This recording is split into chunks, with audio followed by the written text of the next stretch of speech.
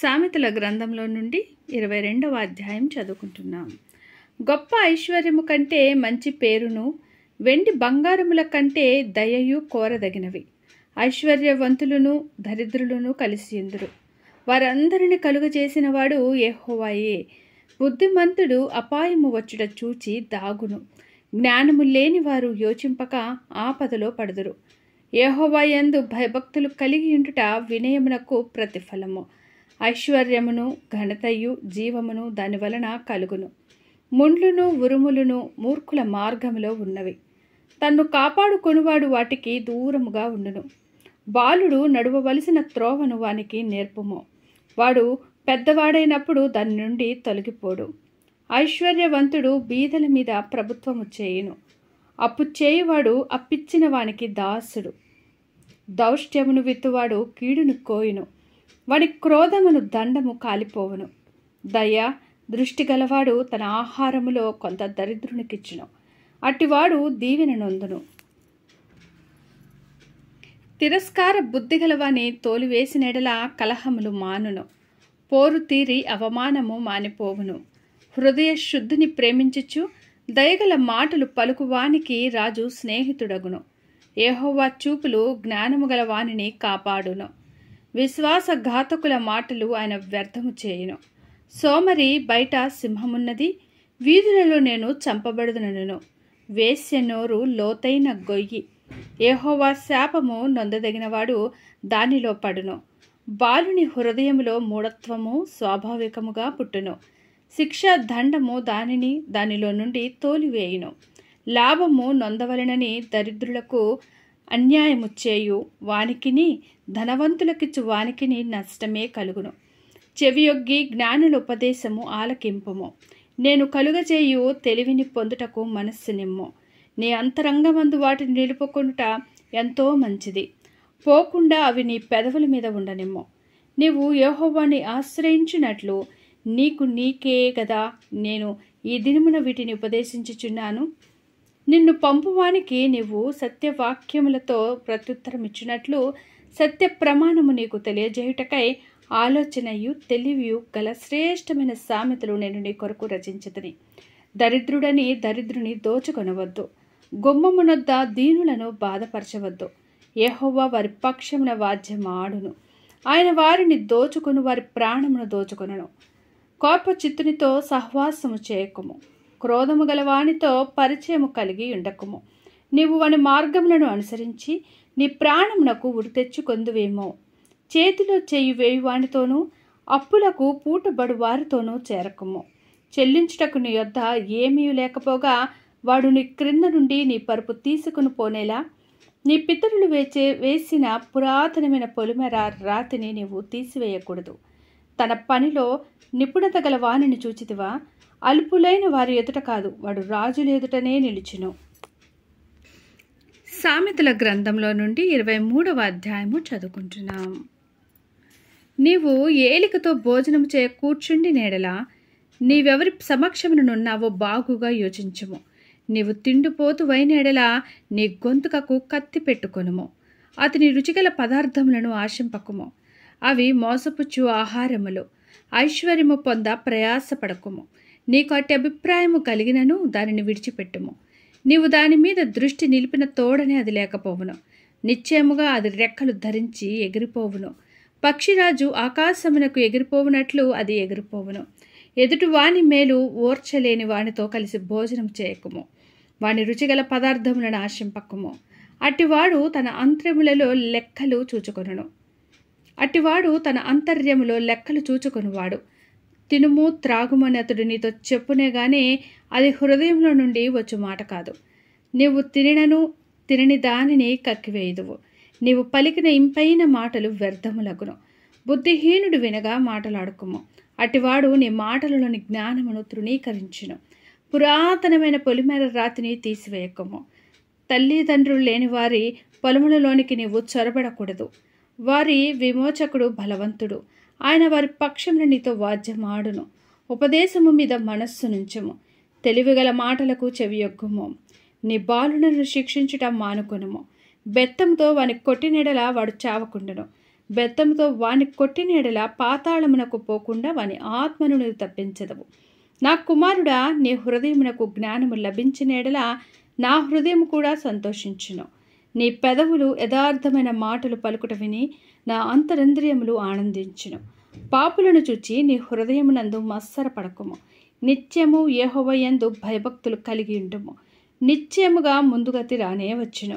నీ ఆశ భంగము కానేరదు. నా కుమారుడా, నీవు విని జ్ఞానము తెచ్చుకొనుము. నీ హృదయమును యథార్థమైన త్రోవలయందు చక్కగా నడిపించుకొనుము. ద్రాక్షారసము త్రాగి వారితోనైనను మాంసము హెచ్చుగా తిను వారితోనైనను సహవాసము చేయకుము. త్రాగుబోతులను తిండిబోతులను దరిద్రులగుదురు. నిద్రమత్తు చింపి గుడ్డలు ధరించుట కారణమగును. నిన్ను కనిన నీ తండ్రి ఉపదేశము అంగీకరించుము. నీ తల్లి ముదిమియందు ఆమెను నిర్లక్ష్యము చేయకుము. సత్యమును అమ్మివేయక దాన్ని కొని ఉంచుకొనుము. జ్ఞానమును ఉపదేశమును వివేకమును కొని ఉంచుకొనుము. నీతిమంతుని తండ్రికి అధిక సంతోషము కలుగును. జ్ఞానము గల వానిని కనినవాడు వాని వలన ఆనందము నొందును. నీ తల్లిదండ్రులను నీవు సంతోషపెట్టవలను. నిన్ను కనిన తల్లిని ఆనందపరచవలను. నా కుమారుడా, నీ హృదయమును నాకిమ్ము. నీ మార్గములు నీ కన్నులకు ఇంపుగా నుండనిమ్ము. వేశ్య లోతైన గొయ్యి, పరస్త్రీ ఇరుకైన గుంట. దోచుకొనివాడు పొంచిండునట్లు అది పొంచిండును.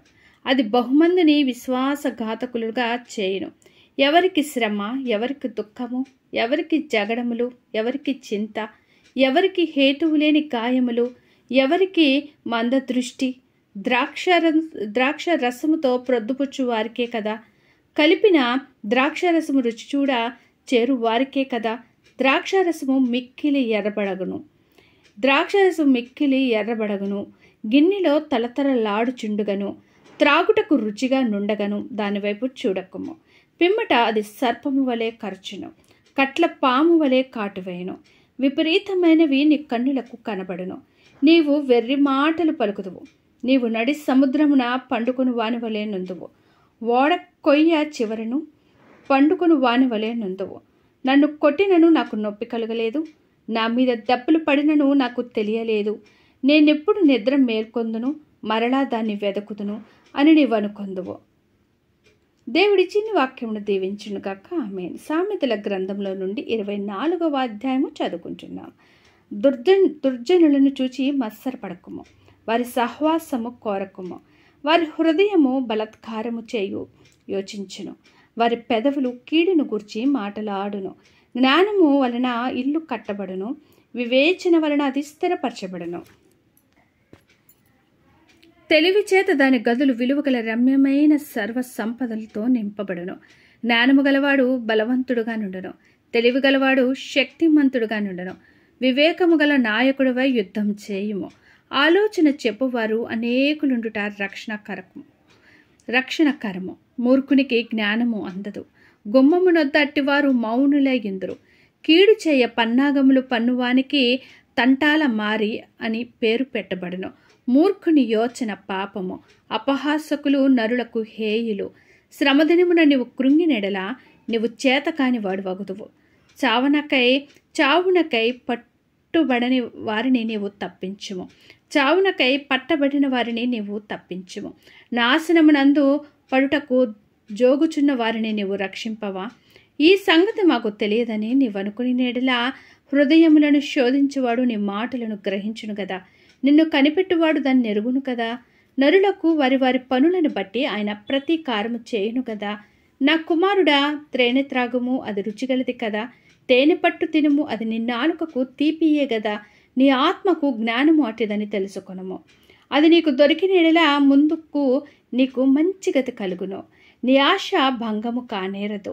భక్తిహీనుడా, నీతిమంతుడి నివాసమునద్ద పొంచి ఉండకము. వాని విశ్రమ స్థలమును పాడు చేయకము.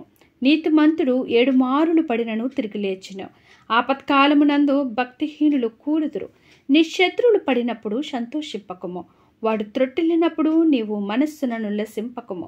యెహోవా అది చూచి అసహించుకొని వాని మీద నుండి తన కోపము త్రిప్పుకొనునేమో. దుర్మార్గులను చూచి నీవు వ్యసన పడకము. భక్తిహీనులేడల మత్సర పడకము. దుర్జనునికి ముందుగతి లేదు, భక్తిహీనుల దీపము ఆరిపోవును. నా కుమారుడా, యెహోవాను ఘనపరచుము, రాజును ఘనపరచుము. అలాగు చేయని వారి జోలికి పోకుము. అటు వారికి ఆపద హఠాత్తుగా తటస్థించును. వారి కాలం ఎప్పుడు ముగియునో వారికి తెలియను. ఇవి జ్ఞానులు చెప్పిన సామెతలే. న్యాయము తీర్చుటలో పక్షపాతము చూపుట ధర్మము కాదు. నీయందు దోషము లేదని దృష్టితో చెప్పువానిని ప్రజలు శపించుదురు. జనులు అటువారి యందు అసహ్యపడుదురు. న్యాయముగా తీర్పు తీర్చు వారికి మేలు కలుగును. క్షేమకరమైన దీవెన అటువారి మీదకి వచ్చును. సరైన మాటలతో ప్రత్యుత్తరమిచ్చుట పెదవులతో ముద్దు పెట్టుకునినట్లుండును. బయట నీ పని చక్క పెట్టుకొనుము, ముందుగా పొలములో దాన్ని సిద్ధపరచుము, తరువాత ఇల్లు కట్టుకొని వచ్చును. నిర్నిమిత్తముగా నీ పొరుగువాని మీద సాక్ష్యము పలుకకుము. నీ పెదవులతో మోసపు మాటలు చెప్పవచ్చునా? వాడు నాకు చేసినట్లు వానికి చేసేదను, వాని క్రియల చొప్పున వానికి ప్రతిఫలమిచ్చేదనను కొనుక్కుము. వాని క్రియల చొప్పున వానికి ప్రతిఫలమిచ్చేదా నన్ను కొనుక్కుము. సోమరి వాని చేను నేను దాటిరాగా, తెలివి లేని వాని ద్రాక్ష తోట నేను దాటిరాగా, ఇదిగో దాని ఎందంతటా ముండ్ల తిప్పలు బలిసి ఉండెను. దూలగొండ్లు దాన్ని కప్పి ఉండెను. దాని రాతి గోడ పడి ఉండెను.